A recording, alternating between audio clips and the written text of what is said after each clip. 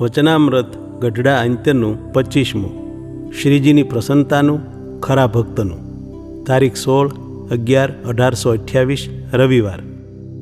સંક્ષિપ્ત સાર. પહેલો, ભગવાન સંબંધી જે કરવું તેમાં ભગવાનની પ્રસન્નતારૂપ ફળ ઈચ્છવું, પણ બીજું કંઈ ઈચ્છવું નહીં.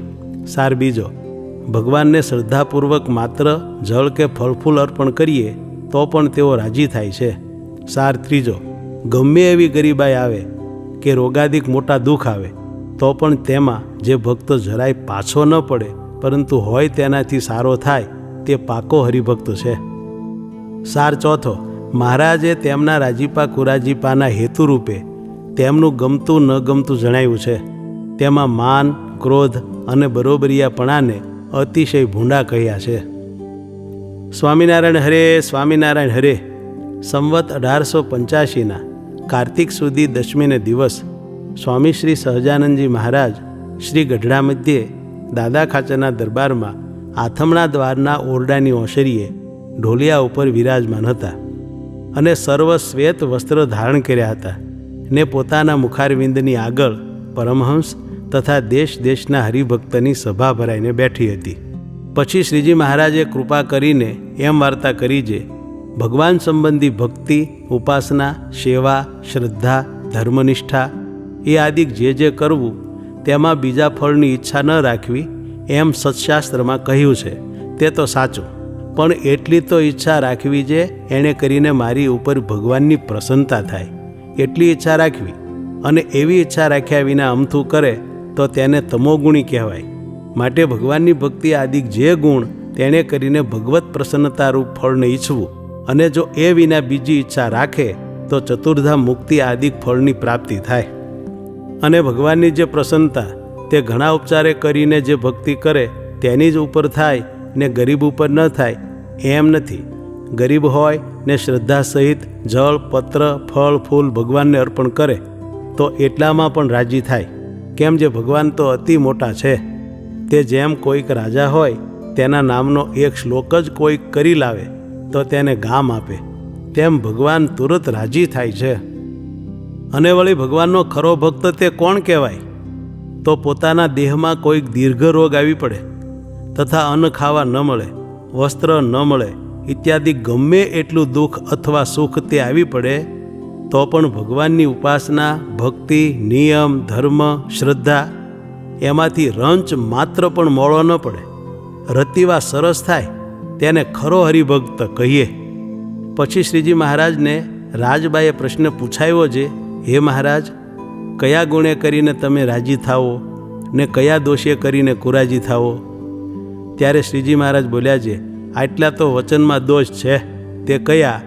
તો પોતાના અંતરમાં કાંઈક વિશેષ વર્તવાનું હોય તેનું અમને એકવાર કહી દેવું છે. હે મહારાજ, તમે કહો તો હું આવી રીતે વર્તું, પણ વારંવાર ન કહેવું છે હે મહારાજ હું આમ વર્તું કે આમ વર્તું. તે તમે કેમ મને કહેતા નથી તે ન ગમે. અને મને પોતાનો ઈષ્ટદેવ જાણે ને વારે વારે મારા વેણ ઉપર વેણ લાવે તે ન ગમે. અને હું કોઈની આગળ વાત કરતો હોઉં ને બોલાવ્યા વિના વચમાં બોલે તે ન ગમે. અને ભગવાનનું ધ્યાન કરવું તથા ધર્મ પાળવો, ભક્તિ કરવી ઇત્યાદિ જે શુભ ક્રિયા કરવાની છે તેને જે ભગવાન ઉપર નાખે છે, ભગવાન કરાવશે તો થશે તે ન ગમે.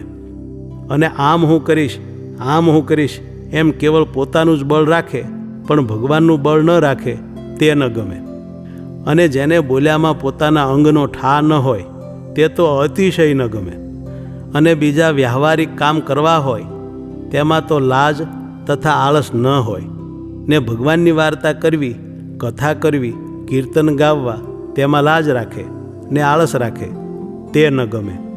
અને ત્યાગનો અથવા ભક્તિનો અથવા કોઈ રીતનો જે અહંકાર બોલીમાં લાવે તે ન ગમે. અને સભા બેઠી હોય ત્યારે સૌથી છેલ્લો આવીને બેસે પણ પોતાને જ્યાં ઘટતું હોય ત્યાં ન બેસે તે ન ગમે.